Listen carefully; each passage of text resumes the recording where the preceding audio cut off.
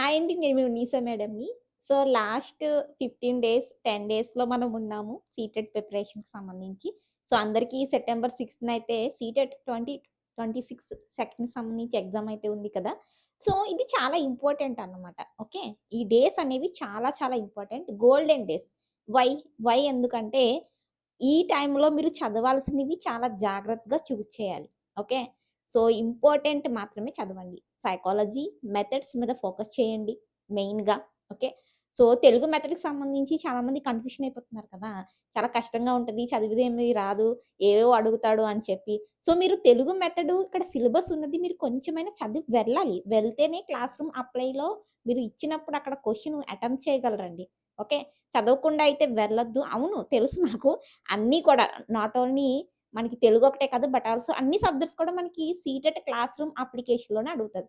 మీరు primary paper ఇస్తే CTET paper 1 ఇస్తే ప్రైమరీ టీచర్‌గా థింక్ చేయాలి. హై స్కూల్ పేపర్ ఇస్తే హై స్కూల్ టీచర్‌గా థింక్ చేసి అటెంప్ట్ చేయాలి. మెయిన్‌గా అస్సలు డిసప్పాయింట్ అవ్వకండి.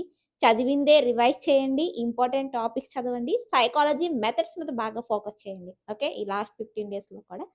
Thank you.